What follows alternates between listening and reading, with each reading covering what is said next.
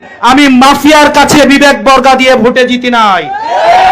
আমার জন্য ভোট দিয়েছে মা বোনেরা, আমার কেন্দ্রগুলো পাহারা দিয়েছে যুবক ভাইয়েরা, মাদ্রাসা পড়ুয়া শিক্ষার্থীরা, আমার জন্য মায়েরা নিজে টাকা তুলে আমার জন্য সিএনজি ভাড়া দিয়ে ভোট দিতে আসছে।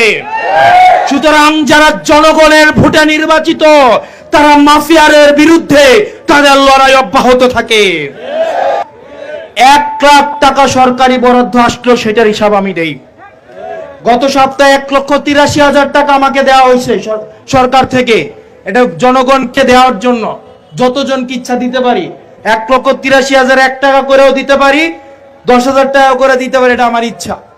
আপনারা আপনাদের এলাকার এমপি হিসাব দেয়? হিসাব দেয়? হিসাব দেয়? মনে রাখতে হবে, সরকার যে টাকা আমাকে দেয় এই টাকা আমার বাপের টাকা না। সরকার যে বাসায় আমাকে থাকতে দেয় এটা আমার বাপের বাসা না, এটা জনগণের টাকা, আপনার ট্যাক্সের টাকা। সুতরাং এই ট্যাক্সের পয়সার একটা পয়সার হিসাব চাওয়ার অধিকার আপনার আছে। নির্বাচন করেছে বিএনপির বিরুদ্ধে, আওয়ামী লীগের বিরুদ্ধে।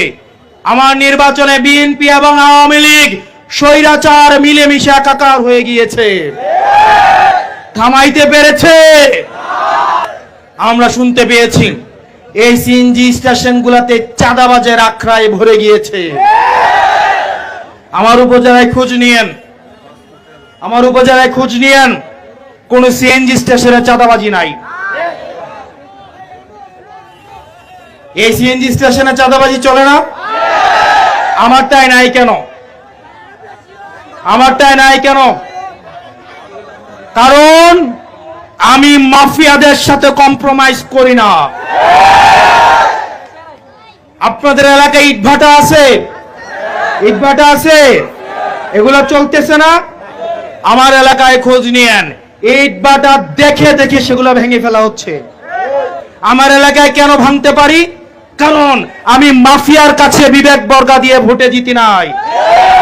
আমার জন্য ভোট দিয়েছে মা বোনেরা, আমার কেন্দ্রগুলো পাহারা দিয়েছে যুবক ভাইয়েরা, মাদ্রাসা পড়ুয়া শিক্ষার্থীরা, আমার জন্য মায়েরা নিজে টাকা তুলে আমার জন্য সিএনজি ভাড়া দিয়ে ভোট দিতে আসছে। সুতরাং যারা জনগণের ভোটে নির্বাচিত তারা মাফিয়ারের বিরুদ্ধে তাদের লড়াই অব্যাহত থাকে। আর যারা মাফিয়াদের টাকা দিয়ে নির্বাচন করে তারা ইটভাটা দেখেও তারা চোখ বন্ধ করে থাকে, তারা চাঁদাবাজি দেখেও তারা চোখ বন্ধ করে থাকে, ঢাকায় বসে এলাকা চালায়। জনগণের কাছে যাওয়া মানুষ ভোটে জিতাবে। আমি যখন ভোটে দাঁড়াই আমাকে বলছে আমি 500 ভোট পাবো। আমাদের হাদি ভাইকে বলছে 500 ভোট পাবে, বলে নাই? বলে নাই?